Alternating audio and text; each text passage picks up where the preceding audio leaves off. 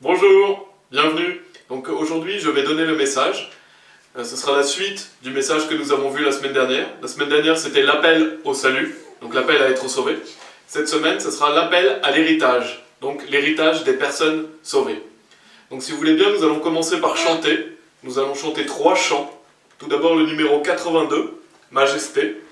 Ensuite le numéro 247, Torrent d'amour et de grâce.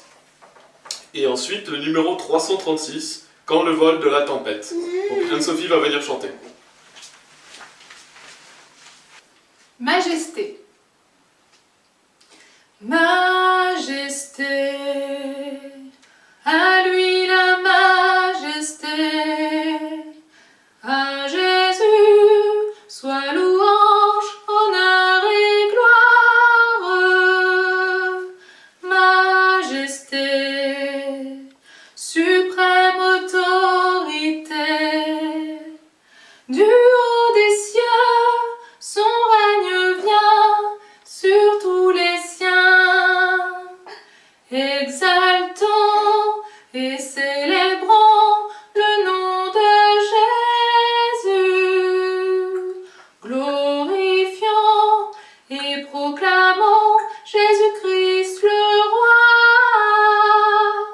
Majesté, à lui la majesté. Dans notre cœur, Christ le Sauveur règne en Seigneur. 247, Torrent d'amour et de grâce. Torrent d'amour et de grâce, amour du Sauveur en croix, à ce grand fleuve qui passe, je m'abandonne et je crois à ton sacrifice, ô Jésus, agneau de Dieu, et couvert par ta justice, j'entrerai dans le saint lieu. Ah, que partout se répande ce fleuve à la grande voix, que tout l'univers entende l'appel qui vient de la croix.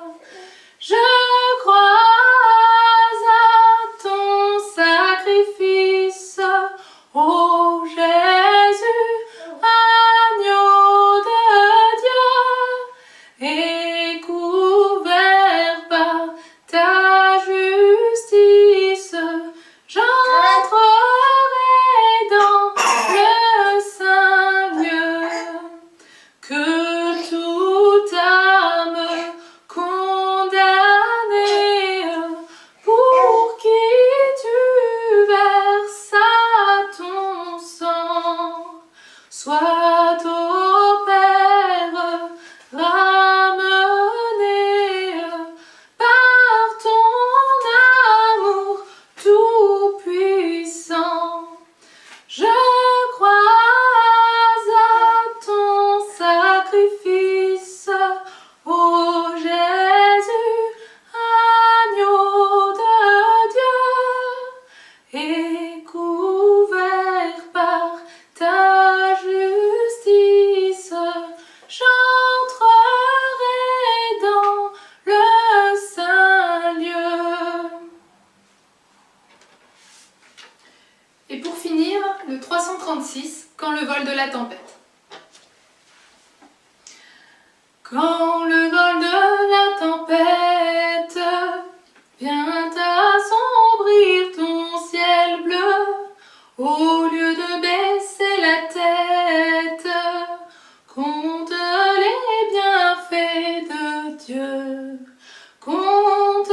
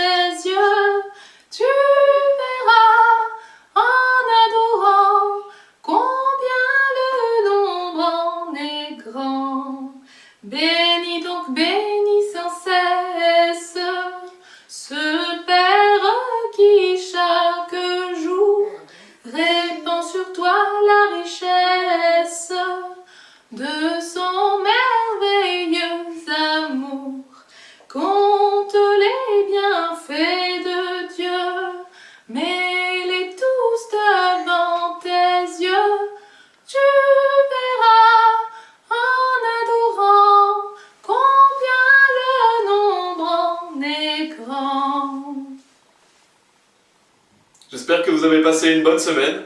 Donc si vous voulez bien, nous allons commencer par prier. Oui, merci Père pour cette grâce de pouvoir nous réunir même virtuellement, de pouvoir te louer, de pouvoir écouter ta parole, Père. Je prie pour que ce message soit édifiant, qu'il puisse aider les frères et sœurs, que tu puisses ouvrir nos cœurs à ta parole et que nous puissions voir ta gloire à travers ta sainte parole. Au nom de Jésus-Christ, Amen. Donc nous allons commencer par étudier le verset de la semaine, qui est Matthieu chapitre 6, verset 33. Donc Matthieu chapitre 6, verset 33, il nous dit « Cherchez premièrement le royaume de Dieu, cherchez premièrement le royaume et la justice de Dieu, et toutes ces choses vous seront données par-dessus. » Donc c'est vraiment un verset qui est très célèbre, qui est très connu, et qui est très important à retenir, car la Bible nous dit qu'il faut chercher premièrement le royaume et la justice de Dieu, et que toutes les choses nous seront données par-dessus. C'est-à-dire que nous devons mettre Dieu en priorité dans nos vies. Dieu doit toujours être notre priorité, il doit toujours être mis en premier, et Dieu prendra soin de ce dont on a besoin. Donc si nous mettons Dieu en premier, Dieu prend soin de nous. Et donc c'est vraiment quelque chose d'important de toujours chercher premièrement le royaume et la justice de Dieu, de toujours mettre Dieu en premier, de marcher avec Dieu. Et Dieu, on a cette garantie, cette promesse que Dieu prendra soin de nous. Et donc c'est un beau verset à méditer, et toujours garder à l'esprit de mettre Dieu en premier dans nos vies. Donc le message aujourd'hui, la semaine dernière nous avions vu l'appel à être sauvé, donc c'était « Venez à moi, l'appel au salut », donc le fait que Dieu appelle tous les hommes à être sauvés, et que Dieu veut que tous les hommes soient sauvés. Et on a vu un peu le salut, on a vu en plusieurs points, je vais en reparler. Et cette semaine, c'est l'appel à l'héritage, donc c'est l'héritage des personnes sauvées. Et le titre du sermon, c'est « L'héritage des saints dans la lumière, l'appel à l'héritage ». Donc on retrouve ce passage, l'héritage des saints dans la lumière, en Colossiens chapitre 1, versets 12 et 13. On va commencer par lire ces deux versets dans Colossiens chapitre 1, où la Bible dit « Rendez grâce au Père, qui nous a rendus capables d'avoir part à l'héritage des saints dans la lumière, qui nous a délivrés de la puissance des ténèbres et nous a transportés dans le royaume du Fils de son amour. » Donc on voit ici que nous devons rendre grâce au Père, nous devons avoir de la gratitude, nous devons rendre grâce au Père dans notre vie de chrétien, avoir de la gratitude c'est important, et il nous dit que Dieu nous a rendus capables d'avoir part à l'héritage des saints dans la lumière. Et donc c'est ça, c'est ce passage que j'utilise pour le sermon, donc le titre du sermon, qui nous a délivrés de la puissance des ténèbres et nous a transportés dans le royaume du Fils de son amour. Donc on voit que nous sommes passés du royaume de la puissance des ténèbres. Donc il nous a délivrés de la puissance des ténèbres, c'est-à-dire le monde dans lequel on vit, le monde obscur, le fait que nous étions dans nos péchés, et qu'on sait que le prince de ce monde est le diable, donc nous sommes dans un monde de péché, un monde de mort, et Dieu nous a délivrés de cela, il nous a délivrés de notre condamnation en plus, le fait que nous étions condamnés à aller en enfer, et il nous a transportés dans le royaume de Jésus-Christ, donc dans le royaume du Fils de Dieu. Donc c'est vraiment un changement drastique, c'est vraiment les opposés, le monde des ténèbres et le monde de la lumière. Donc on voit que Dieu nous a transportés dans le monde de la lumière. Et c'est pour ça que nous devons aussi rendre gloire à Dieu et rendre grâce à Dieu, parce que Dieu nous a sauvés. Il nous a sauvés de ce monde présent, il nous a délivrés de nos péchés, il nous a, grâce à Jésus-Christ, nous pouvons avoir victoire sur la mort, et donc nous avons cette assurance d'être dans le royaume de Jésus-Christ. Un magnifique verset qui introduit bien le sujet. Et donc aujourd'hui nous allons parler de l'héritage des personnes sauvées. Donc l'héritage des personnes qui ont répondu à l'appel du salut. Donc on avait vu l'appel du salut la semaine dernière, et donc les personnes qui ont répondu positivement vont recevoir l'héritage des saints dans la lumière. Ils vont avoir cet héritage céleste que nous allons voir aujourd'hui. Donc ce sont des personnes qui ont répondu positivement à l'appel du salut, ce sont des enfants de Dieu, et Dieu appelle bien sûr les non-sauvés à cela aussi. Dieu appelle les non-sauvés à prendre part à l'héritage des saints dans la lumière, prendre part à l'héritage des personnes sauvées. Mais pour cela, ils doivent être sauvés, afin qu'ils puissent avoir accès à cet héritage. Donc c'est pour ça que je dis que ce sermon s'adresse particulièrement aux personnes déjà sauvées, mais bien sûr, Dieu appelle les personnes non sauvées à être sauvées à travers ce qu'il nous donne dans sa parole. Et la semaine dernière, la notion d'appel prenait vraiment la définition d'une invitation. Dieu nous invite à être sauvés, il nous commande à être sauvés. Et cette semaine, la notion d'appel, elle prend plus une définition de destination, donc du fait que là où nous allons aller, et là où nous sommes déjà. Donc c'est vraiment une destination dans le sens où ce sont les choses que nous recevons le jour de notre salut, donc que nous avons déjà reçues, si nous sommes sauvés, et les choses que nous allons recevoir par la suite. Et on avait pris l'illustration d'un bateau la semaine dernière, et on avait dit que ce bateau était Jésus-Christ, donc le fait que Jésus est la porte, lorsque nous rentrons dans son bateau, nous avons cette assurance que ce bateau ira à destination, nous avons cette assurance qu'en Jésus-Christ, nous allons aller au paradis, parce que Dieu a déjà décidé que ceux qui croient en Jésus-Christ vont aller au paradis. Et on a bien vu la semaine dernière que Dieu n'a pas décidé qui va être sauvé, Dieu veut que tout le monde soit sauvé, mais il a décidé comment être sauvé. Et donc, lorsque vous avez répondu à cet appel, lorsque vous êtes en Jésus-Christ, vous êtes dans ce bateau qui a l'assurance et la certitude d'aller à bon port, entre guillemets, c'est-à-dire d'aller au paradis. Et en rentrant dans ce bateau, vous avez aussi tout l'héritage en Jésus-Christ. Donc tout l'héritage que l'on va voir aujourd'hui est aussi une part du fait que vous avez cru en Jésus-Christ, donc on va voir l'héritage qui vous attend en tant qu'enfant de Dieu.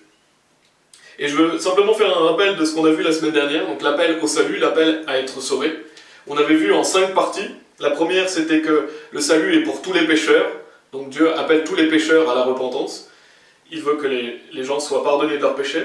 Le deuxième point, c'était que tout le monde est appelé au salut, donc Dieu veut que tous les hommes soient sauvés, et Dieu attire tous les hommes à lui. Le troisième, c'est que l'appel, il est seulement en Jésus-Christ, donc Jésus-Christ est le chemin, la vérité et la vie. Il n'y a de salut en aucun autre. C'est le seul nom qui nous est donné parmi les hommes, par lequel nous devons être sauvés. Le quatrième point, c'est que Dieu nous appelle par sa parole, donc il faut prêcher des versets aux personnes perdues, il faut donner la parole de Dieu, car Dieu nous appelle par sa parole, et la foi vient de ce qu'on entend, et ce qu'on entend vient par la parole de Dieu. Et Dieu utilise l'Esprit Saint, qui a un ministère dans le cœur des personnes perdues, afin de les convaincre de justice, de péché et de jugement. Et donc ça, c'était le quatrième point. Le cinquième point, c'est que le salut, c'est la promesse de la vie éternelle. Donc lorsque vous avez cru en Jésus-Christ, vous recevez la vie éternelle. C'est une vie qui est éternelle, une vie pour toujours. Donc vous avez cette promesse de vivre éternellement. Et on sait que Jésus est la lumière du monde. Et le titre du sermon, qui est l'héritage des saints dans la lumière, donc c'est l'héritage des personnes sauvées. Les saints, ce sont les personnes qui ont été sanctifiées par Jésus-Christ. La Bible dit dans Hébreux chapitre 10, verset 10, « Par laquelle volonté nous sommes sanctifiés par le moyen de l'offrande du corps de Jésus-Christ faite une fois pour toutes. » Donc nous sommes rendus saints, nous sommes déclarés saints le jour de notre salut, donc nous sommes un saint. Et donc nous aurons part à cet héritage des saints dans la lumière, c'est-à-dire l'héritage des saints dans la gloire de Dieu. Et on voit vraiment que tout nous pointe vers la gloire de Dieu. Le monde naturel pointe à la gloire de Dieu. Donc je trouvais ça intéressant de noter ça, surtout qu'on parle vraiment de l'héritage. Et il faut savoir bien sûr aussi que nous sommes des enfants de lumière en tant qu'enfants de Dieu. Et ça c'est le premier point qu'on va voir. Le premier point qu'on va voir aujourd'hui, c'est le fait que notre héritage, il est le fait que nous sommes le peuple de Dieu. Donc nous, en tant que personnes sauvées, nous sommes le peuple de Dieu, nous sommes enfants de Dieu.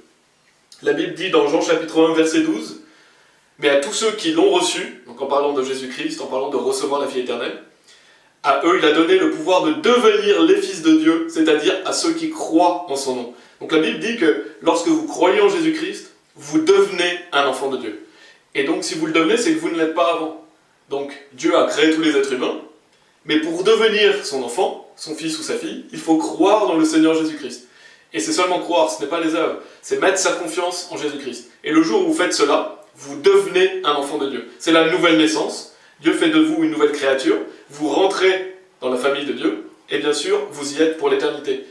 Vous êtes en Jésus-Christ, c'est ce qu'on va voir dans le deuxième point, vous appartenez à Dieu, vous êtes un enfant de Dieu, et tout comme votre père physique est toujours votre père spirituel, Dieu, est toujours votre père. Donc c'est un privilège, et c'est vraiment une bénédiction, c'est que non seulement Dieu nous a créés, mais en plus nous devenons son fils ou sa fille le jour de notre salut. Nous sommes de sa famille. Dans Romains chapitre 9, si vous voulez aller dans Romains chapitre 9, on va lire versets 24 à 26, où la Bible dit « Ainsi nous a-t-il appelés, non seulement d'entre les Juifs, mais aussi encore d'entre les païens, selon ce qu'il le dit dans Osée, « J'appellerai mon peuple celui qui n'était pas mon peuple, et bien-aimé celle qui n'était pas la bien-aimée. Et là où on leur disait « Vous n'êtes pas mon peuple », ils seront appelés « fils du Dieu vivant ». Donc on est appelé le peuple de Dieu. En tant que personnes sauvées, nous sommes appelés fils du Dieu vivant. Donc fils ou fille du Dieu vivant. Donc c'est vraiment un privilège. Nous sommes le peuple de Dieu. Les chrétiens sont le peuple de Dieu. Et donc nous sommes les enfants du Créateur de l'univers. Il ne faut jamais oublier cela. Dieu est notre Père, comme je l'ai dit, rien ne peut changer cela. Une fois que vous êtes devenu son enfant, vous le restez pour toujours. C'est une certitude. Et Galates chapitre 3, versets 28 et 29 nous parle aussi de cette notion. Il est dit, il n'y a plus ni juif ni grec, il n'y a plus ni esclave ni libre, il n'y a plus ni homme ni femme, car tous vous êtes un en Jésus-Christ. Et si vous êtes à Christ, vous êtes donc la postérité d'Abraham, héritier selon la promesse. Donc on voit, il n'y a plus juif, plus grec, plus esclave, plus libre, plus homme, plus femme, car vous êtes tous un en Christ Jésus. Vous appartenez à Christ. Lorsque vous êtes un enfant de Dieu, vous faites partie de la grande famille des enfants de Dieu, et donc vous appartenez à Christ. Et si vous êtes à Christ, vous êtes la postérité d'Abraham, et donc héritier selon la promesse. Donc, en tant qu'enfants de Dieu, nous sommes les héritiers de la promesse que Dieu a fait à Abraham, et nous sommes la postérité d'Abraham. Et la Bible dit aussi que nous sommes les rachetés de l'Éternel. Dans l'Ancien Testament, c'est vraiment un magnifique verset dans Ésaïe chapitre 51, verset 11, et vraiment un très beau chapitre, Ésaïe chapitre 51, qui nous dit « Ainsi les rachetés de l'Éternel », donc les rachetés de l'Éternel, ce sont les personnes qui ont été sanctifiées, ce sont les saints, ce sont les personnes sauvées, retourneront, ils iront à Sion avec chant de triomphe, et une joie éternelle couronnera leur tête. L'allégresse et la joie s'approcheront, la douleur et les gémissements s'enfuiront. Et avant d'avoir un peu plus en détail ce verset, je vais lire aussi Hébreux chapitre 12, verset 22, qui est dans le Nouveau Testament, qui dit « Mais vous, vous êtes approchés de la montagne de Sion, de la cité du Dieu vivant, la Jérusalem céleste, des myriades qui forment le cœur des anges. » Donc pour revenir au verset 11, c'est magnifique parce que la Bible dit qu'on ira à Sion avec chant de triomphe. Donc nous irons à la montagne de Dieu, nous irons à la cité du Dieu vivant avec des chants de triomphe. Donc on peut imaginer vraiment cette scène des enfants de Dieu qui iront vers Dieu en chantant des chants de triomphe. Donc on peut voir que la gloire de Dieu sera tellement merveilleuse que nous chanterons la louange et la gloire de Dieu. Et en plus il est dit une joie éternelle couronnera leur tête. Donc imaginez le fait d'avoir une couronne de joie éternelle. C'est merveilleux d'imaginer une chose pareille, nous serons dans la joie éternelle. Car sur cette terre, il y a beaucoup de douleurs, de difficultés, il y a beaucoup de mauvaises choses, mais tout ça sera terminé lorsque nous serons au paradis. Une joie éternelle couronnera notre tête. Donc c'est vraiment un merveilleux passage à toujours se rappeler le fait que nous allons aller dans un royaume éternel où il n'y aura que joie éternelle. Et la Bible dit « l'allégresse et la joie s'approcheront ». Et cette notion d'allégresse, c'est intéressant parce que je suis allé voir dans le Larousse qu'est-ce que veut dire allégresse, et il est dit « joie vive qui se manifeste extérieurement ». Donc l'allégresse, c'est une joie vive qui se manifeste extérieurement. C'est-à-dire que nous serons tellement joyeux, tellement heureux dans la présence de Dieu et dans le royaume de Dieu, qu'on ne pourra pas faire autrement que d'exprimer notre joie. Donc on ne pourra pas contenir cette joie sera tellement grande qu'elle ressortira. Donc tout le monde sera dans cette joie, cette allégresse, parce que nous serons dans la gloire de l'Éternel, nous serons dans le royaume de Dieu. C'est vraiment un magnifique verset, Ésaïe chapitre 51, verset 11, et Hébreux chapitre 12, verset 22 aussi, car nous sommes de la cité de Dieu. En tant qu'enfants de Dieu, nous sommes citoyens de Sion, nous sommes citoyens de la Jérusalem céleste, et nous allons vivre pour toujours dans la joie éternelle, et nous chanterons la louange et la gloire de Dieu. Il n'y aura plus de douleur, plus de gémissement. Pour un deuxième point, donc ça c'était le premier point, en tant qu'enfants de Dieu, nous avons l'héritage du peuple de Dieu, donc nous sommes appelés enfants de Dieu et nous allons hériter de toutes ces choses. Dans le deuxième point, c'est que nous sommes en Jésus-Christ. Lorsque nous sommes sauvés, nous sommes en Jésus-Christ et il est en nous. Colossiens chapitre 1, verset 27 nous dit « À qui Dieu a voulu faire connaître quelle est la glorieuse richesse de ce mystère parmi les païens, savoir Christ en vous, l'espérance de gloire. » Donc Christ est en vous et c'est votre espérance de gloire. Donc vous savez que vous allez vivre dans la gloire de Dieu. Et le fait que Christ soit en vous, c'est votre espérance de gloire. Donc on voit vraiment cette notion du fait que Christ est en nous et que nous allons vivre dans sa gloire. Et 1 Pierre chapitre 5, verset 14 nous dit « Saluez-vous les uns les autres par un baiser d'affection, que la paix soit avec vous tous qui êtes en Jésus-Christ. » Donc vous êtes en Jésus-Christ. Et donc on voit le fait que Christ est en nous et le fait que l'on est en Christ.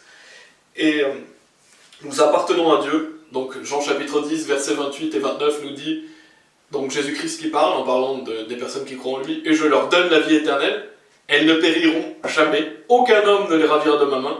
Mon Père qui me les a donnés est plus grand que tous, et aucun homme n'est capable de les ravir de la main de mon Père. » Donc on voit que nous sommes dans la main de Dieu, nous lui appartenons, et nous sommes dans cette main pour l'éternité.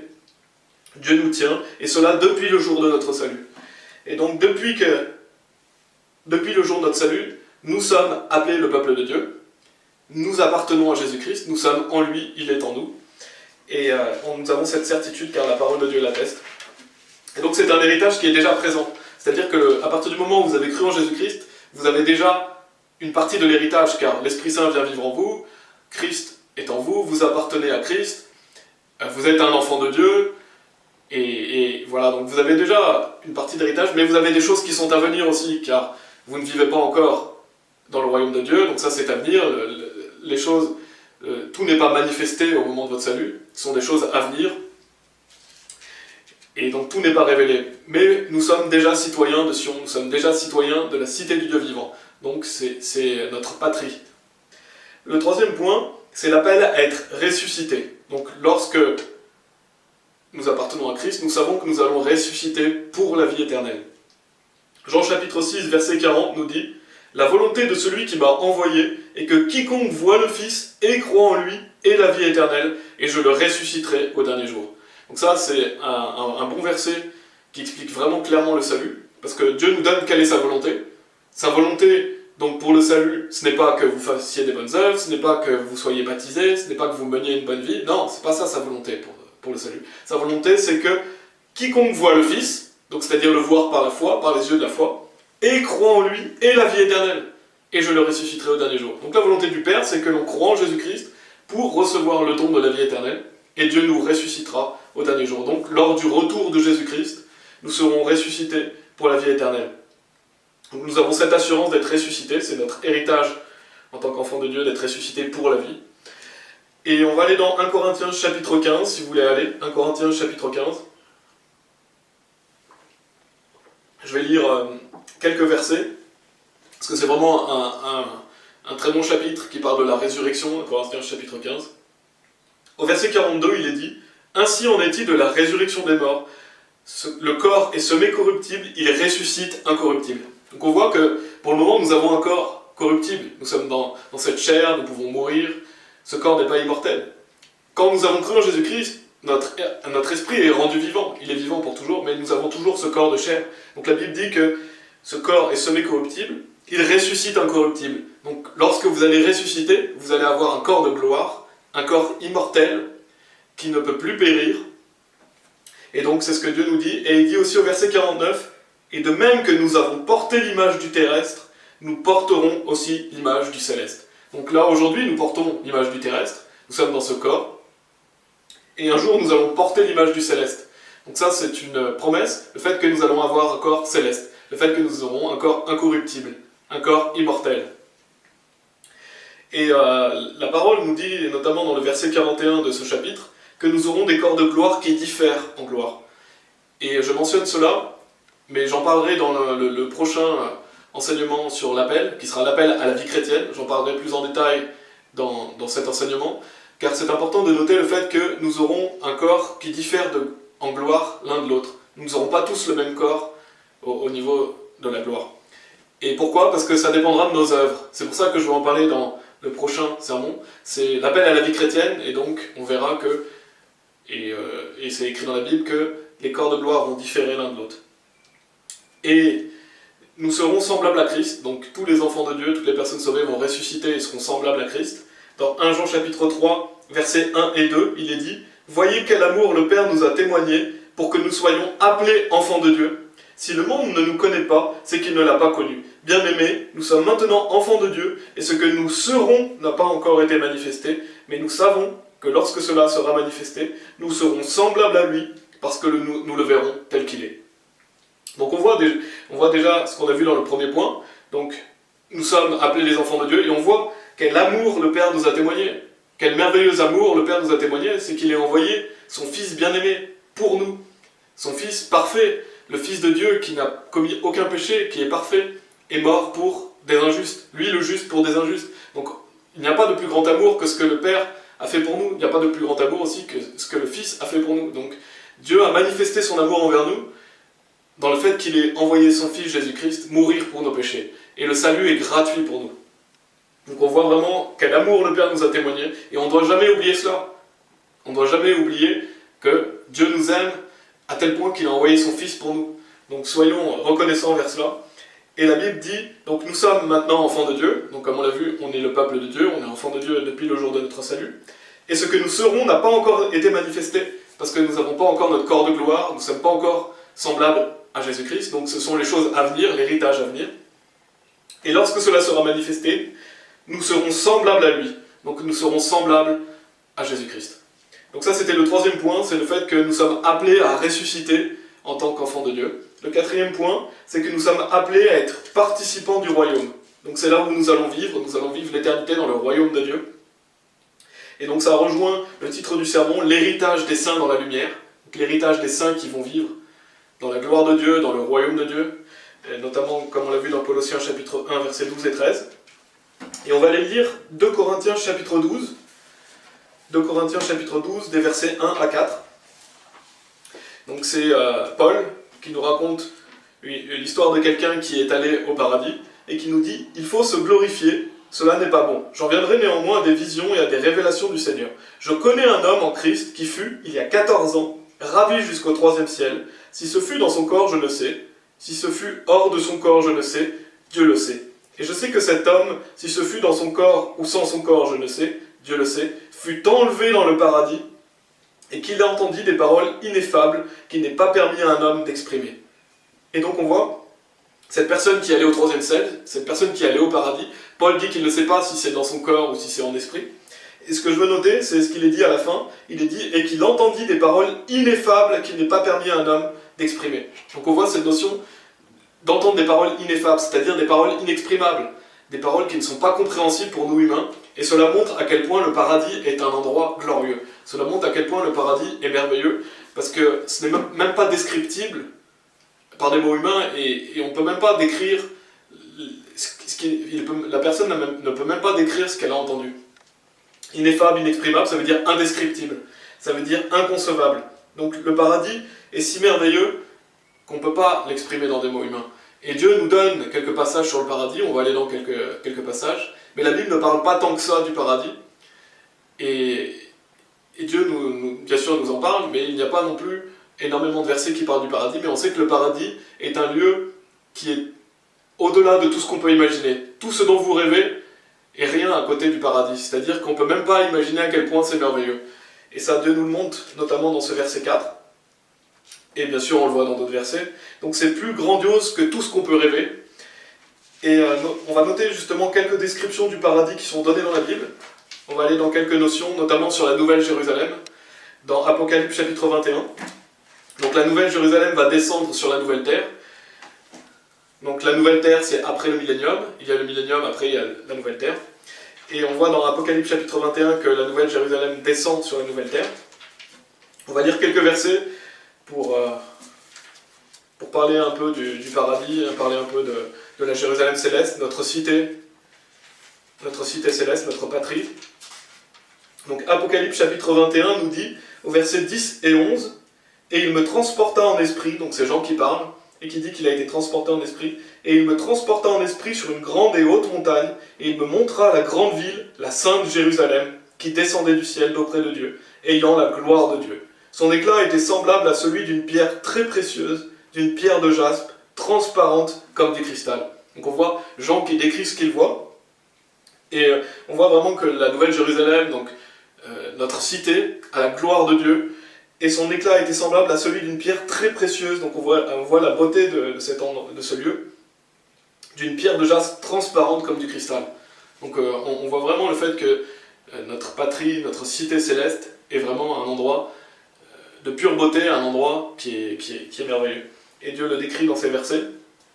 Dans les versets 18 et 19 de l'Apocalypse chapitre 21, il est dit aussi « La muraille était construite en jaspe, et la ville était d'or pur, semblable à du verre pur. Les fondements de la muraille de la ville étaient ornés de pierres précieuses de toute espèce, etc. » Donc après, il liste les pierres précieuses. Donc on voit cette notion de pierres précieuses, on voit que les rues sont en or pur, donc on voit vraiment la beauté de ce lieu. Et versets 22 et 23, il est dit « Je ne vis point de temple dans la ville, car le Seigneur Dieu Tout-Puissant est son temple, ainsi que l'agneau. La ville n'a besoin ni du soleil, ni de la lune pour l'éclairer, car la gloire de Dieu l'éclaire, et l'agneau est son flambeau. » Donc on voit le fait qu'il y a la gloire de Dieu. Le royaume de Dieu est un lieu glorieux. Dieu est tellement lumineux qu'il éclaire la ville. Et on voit ces notions de pierres précieuses, d'or pur, etc. Au chapitre 22, verset 1 aussi, on va noter 2 versets dans le chapitre 22. Le verset 1, il dit « Et il me montra un fleuve d'eau de la vie, limpide comme du cristal, qui sortait du trône de Dieu et de l'agneau. » Et donc, on voit notamment dans Apocalypse chapitre 22 que Jésus dit qu'il donnera de l'eau de vie gratuitement. Cette eau de vie qui coule sous le trône de Dieu, c'est cette notion que Dieu donne la vie éternelle, cette notion de salut, et du salut de l'âme, salut de l'esprit. Et il est dit au verset 5, donc en parlant de voir le Père, il est dit « Ses serviteurs le serviront et verront sa face, et son nom sera sur leur front. » Et enfin, j'ai lu un peu du verset 4 aussi, il me semble, mais c'est pour montrer le fait que nous allons voir la face du Père. Donc nous aurons cette bénédiction de voir la face du Père, et son nom sera sur nos fronts. Donc nous sommes son peuple, et nous allons vivre dans la gloire du Père, dans la gloire du Fils. Donc nous serons participants de ce royaume glorieux, et Dieu est le roi, bien sûr, et nous sommes appelés à régner et à servir avec Dieu. Donc lorsque nous irons dans ce royaume, nous servirons Dieu, et nous sommes appelés à régner avec lui. Donc notamment Apocalypse chapitre 20, verset 6, qui nous parle de la notion du fait de régner avec Dieu. Il est dit « Heureux et saints ceux qui ont part à la première résurrection. La seconde mort n'a point de pouvoir sur eux, mais ils seront sacrificateurs de Dieu et de Christ, et ils régneront avec lui pendant 1000 ans. » Donc là, c'est le millénium. On voit le fait qu'en tant qu'enfants de Dieu, nous allons régner avec Christ, et nous allons être sacrificateurs de Dieu et de Christ. Et donc cette notion de régner. Et je ne vais pas rentrer trop dans les détails là-dessus. On le verra aussi dans l'appel à la vie chrétienne, le fait que nous n'allons pas tous régner à la même autorité. Il y aura Dieu va distribuer de l'autorité à ses serviteurs en fonction de leurs œuvres. Tout comme nous aurons un corps plus glorieux en fonction de nos œuvres, nous aurons aussi plus d'autorité dans le royaume de Dieu en fonction de nos œuvres. Donc ce sont les récompenses que Dieu va donner à ses serviteurs. Donc on en parlera dans le prochain. Et donc Dieu nous appelle à régner avec lui, et nous servirons Dieu. Dans Apocalypse chapitre 22, verset 3, il est dit « Il n'y aura plus d'anathème, donc plus de malédiction. Le trône de Dieu et de l'agneau sera dans la ville, ses serviteurs le serviront. » Donc si vous demandez qu'est-ce que vous allez faire au paradis, vous allez servir Dieu. Dieu a des choses à faire pour vous, et je suis certain que ce que Dieu va vous donner sera quelque chose de merveilleux. Et Dieu va donner des choses à faire à ses serviteurs. Nous allons régner avec Christ pendant le millénium, et comme on l'a vu, nous allons voir la face du Père, et nous allons servir Dieu pour l'éternité. Donc ça, c'était le quatrième point, c'est le fait que lorsque on est une personne sauvée, on a l'appel au fait que nous allons aller dans le royaume de Dieu, que nous allons servir Dieu et régner avec Christ. Le cinquième point, c'est l'héritage céleste. Dans Apocalypse chapitre 21, verset 7, la Bible dit « Celui qui vaincra héritera ces choses, je serai son Dieu et il sera mon fils. » Et on voit dans 1 Jean chapitre 5, verset 5, que celui qui vainc, c'est celui qui a cru que Jésus est le Fils de Dieu. Donc si vous avez cru en Jésus-Christ, vous avez vaincu le monde, vous êtes vainqueur, et donc vous allez hériter de toutes ces choses. Donc cette notion d'avoir un héritage céleste. Dans Éphésiens chapitre 1, verset 18, si vous voulez aller dans Éphésiens chapitre 1, verset 18, la Bible dit « Et qu'il illumine les yeux de votre cœur, pour que vous sachiez quelle est l'espérance qui s'attache à son peuple, quelle est la richesse de la gloire de son héritage qu'il réserve aux saints. » Donc on voit la richesse de la gloire de son héritage qu'il réserve aux saints. Donc ce que Dieu nous réserve est merveilleux. Donc on voit cette notion de gloire, on voit cette notion de l'héritage que Dieu prépare, l'héritage céleste, l'héritage des saints dans la lumière, donc le fait que nous allons vivre dans la lumière, le fait que nous allons vivre dans le royaume de Dieu. Et donc notre héritage est au ciel. On ne doit jamais oublier que notre héritage est au ciel. La Bible dit aussi que nous sommes héritiers et co-héritiers dans Romains chapitre 8, verset 17. Il est dit « Or si nous sommes enfants », donc lorsqu'on est sauvé on est enfant, on l'a déjà vu, nous sommes aussi héritiers, héritiers de Dieu et co-héritiers de Christ. Si toutefois nous souffrons avec lui, afin d'être glorifiés avec lui. Donc nous sommes héritiers de Dieu et co-héritiers avec Christ, donc nous allons régner avec Jésus-Christ, nous sommes des héritiers de Dieu. Et il est dit aussi, si toutefois nous souffrons avec lui, afin d'être glorifiés avec lui. Parce que si vous souffrez pour Christ, donc lorsque vous êtes sauvés pour toujours, rien ne peut changer ça. Vous avez votre assurance d'aller au paradis, quoi que vous allez faire dans votre vie. Et bien sûr, Dieu s'attend à ce que ses enfants fasse des œuvres. Les œuvres ne sont pas automatiques. Une personne sauvée fera peut-être aucune bonne œuvre, il ira au paradis. Mais quel dommage, parce que Dieu a fait de vous une nouvelle créature, et Dieu veut que vous pratiquiez les bonnes œuvres. Dieu va vous récompenser, il va vous bénir si vous faites cela. Et il dit que si vous souffrez avec Christ, donc si vous vivez la vie chrétienne, vous allez souffrir. La Bible dit que tous ceux qui vivent pieusement en Christ Jésus souffriront la persécution. Donc si vous endurez cette souffrance pour Christ, pour la gloire de Dieu, en œuvrant pour le Seigneur, alors vous serez glorifiés avec lui, dans le sens où vous aurez un corps plus glorieux, vous aurez plus d'autorité, vous aurez des récompenses dans le ciel. Donc c'est ce que Dieu nous invite à faire. Dieu nous invite à souffrir pour lui, afin d'être glorifiés avec lui. Quoi qu'il arrive, en tant que personne sauvée, vous allez vivre dans la gloire de Dieu. Mais si vous œuvrez pour Dieu, vous aurez, comme je l'ai dit, plus de récompenses. Et ça, on le verra dans le prochain sermon. Donc nous sommes aussi appelés à partager la gloire du Seigneur Jésus, en tant que personne sauvée. 2 Thessaloniciens chapitre 2, verset 14 nous dit « C'est à quoi il vous a appelé par notre évangile, pour que vous possédiez la gloire de notre Seigneur Jésus-Christ. » Donc, on l'avait vu dans le premier... l'appel à être sauvé, que Dieu nous appelle par l'évangile, donc Dieu nous appelle par la parole de Dieu. L'évangile est ce qui nous permet d'être sauvés, le fait que Jésus-Christ est mort sur la croix pour nos péchés, qu'il a été enseveli, qu'il est ressuscité des morts. Si nous ajoutons foi à ça, nous sommes sauvés. Et donc, nous sommes appelés à posséder la gloire de notre Seigneur Jésus-Christ, c'est-à-dire à vivre dans la gloire de Dieu, vivre dans la gloire de Jésus. Et on avait vu dans Colossiens chapitre 1, verset 27, « Christ en vous, l'espérance de gloire ». Donc vous avez cette certitude que vous allez vivre dans la gloire du Seigneur Jésus-Christ. Et Colossiens chapitre 3, verset 4 nous dit « Quand Christ, notre vie, paraîtra, alors vous paraîtrez aussi avec lui dans la gloire. » Ça c'est vraiment un beau verset aussi qui nous dit que quand Christ, qui est notre vie, parce que Jésus est la vie, Jésus lui dit « Je suis le chemin, la vérité et la vie ». Donc Jésus est la vie, c'est la vie éternelle, en lui est la vie. Donc quand Christ va paraître, et Christ est notre vie. Donc ça, il faut toujours se rappeler que Christ c'est la vie. Si vous vivez en tant que personne sauvée dans le monde, et ben vous vous coupez du fait de marcher avec Dieu. Donc quel dommage, parce que Christ est la vie, il n'y a pas d'autre vie que Christ. C'est pourquoi Dieu nous appelle à le servir. Bien sûr, comme je l'ai dit, vous avez reçu la vie éternelle, vous avez cette certitude d'aller au paradis, donc vous avez la vie éternelle. Dieu veut que l'on marche avec lui parce qu'il est la vie. Et quand Christ, notre vie, paraîtra, donc quand Christ va revenir, alors vous paraîtrez aussi avec lui dans la gloire. Donc nous serons dans la gloire de Dieu, nous allons ressusciter dans notre corps de gloire, et nous allons paraître avec Dieu. Et Romains chapitre 8, par faute de temps, je ne vais pas les lire, mais versets 29 et 30, si vous voulez lire chez vous. Romains chapitre 8, versets 29 et 30. Donc on va reprendre les 5 points que l'on a vus, donc pour voir ce qu'on a vu dans ce sermon. C'est le fait que lorsque l'on est sauvé, on a un héritage qui nous attend, l'héritage des saints dans la lumière. Donc le premier point, c'est que nous sommes appelés le peuple de Dieu. Donc lorsque nous avons cru en Jésus-Christ, nous devenons enfants de Dieu. Nous sommes des enfants de lumière, nous sommes citoyens de la cité du Dieu vivant, citoyens de Sion, citoyens de la Nouvelle Jérusalem. Nous avons cette certitude que l'allégresse et la joie éternelle nous attendent, plus de douleur, plus de gémissement, plus de souffrance.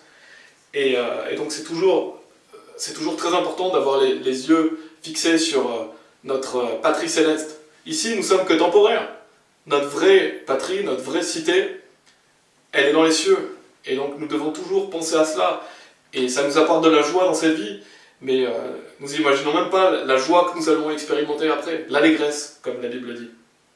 Le deuxième point, c'est que nous sommes en Jésus-Christ, et il est en nous. Le troisième point, c'est que nous sommes appelés à ressusciter. Nous avons cette certitude de ressusciter pour la vie, et nous aurons un corps de gloire. Le quatrième point, c'est que nous sommes appelés à être participants du royaume de Dieu. Donc nous allons vivre dans le royaume de Dieu, nous allons régner avec Dieu, nous allons servir Dieu pour l'éternité. Le cinquième point, donc c'est l'héritage céleste, le fait que nous serons héritiers et co-héritiers, et nous sommes appelés à partager la gloire du Seigneur Jésus-Christ. Et comme on l'a vu, certaines choses sont déjà présentes, c'est-à-dire que lorsque vous avez cru en Jésus-Christ, vous êtes devenu un enfant de Dieu, lorsque vous avez cru en Jésus-Christ, vous êtes en lui, il est en vous, et certaines choses sont à venir, donc des choses sont à manifester, bien sûr, le fait que vous allez vivre dans le royaume de Dieu, le fait que vous allez régner avec Dieu, le fait que vous allez vivre dans la gloire du Seigneur Jésus-Christ, ça c'est à venir. Et pour conclure, donc une fois sauvés, nous avons l'assurance de vivre éternellement dans le royaume de Dieu. Jean chapitre 11, versets 25 et 26 nous dit « Jésus lui dit, je suis la résurrection et la vie. Celui qui croit en moi, bien qu'il soit mort, cependant il vivra. Et quiconque vit et croit en moi ne mourra jamais. crois-tu cela? Donc on voit Jésus qui dit que si vous croyez en Jésus-Christ, vous ne mourrez jamais. C'est-à-dire que lorsque vous mourrez physiquement, vous ouvrez les yeux, vous êtes au paradis. Ça parle que vous ne mourrez jamais spirituellement. Et donc, vous allez vivre éternellement. Donc ça, c'est vraiment très encourageant aussi de se rappeler toujours le fait que nous ne pouvons pas mourir. Notre corps de chair peut mourir, mais notre esprit est vivant pour toujours. Donc, si nous mourons, nous sommes au paradis, dans la gloire pour l'éternité. Donc, vivons nos jours ici, dans la joie, remercions le Seigneur du fait que nous avons cette espérance bénie, qui est une certitude, car la parole l'atteste, que nous allons vivre où il n'y aura plus de soucis, plus d'inquiétudes, dans la paix et la joie éternelle. Et Dieu nous encourage à travers ces versets, Dieu nous encourage à combattre le bon combat, justement, parce que ici ce n'est que temporaire, pour avoir des trésors dans les cieux, pour amener des personnes avec nous au paradis, permettre à des gens d'aller au paradis, et c'est ce que nous devons faire en tant que chrétiens. Si nous aimons les autres, partageons-leur l'évangile afin qu'ils puissent aussi aller dans ce lieu glorieux. Parce que s'ils ne sont pas sauvés, ils vont dans un lieu qui est vraiment à l'inverse du paradis, qui est l'enfer, qui est un lieu terrible.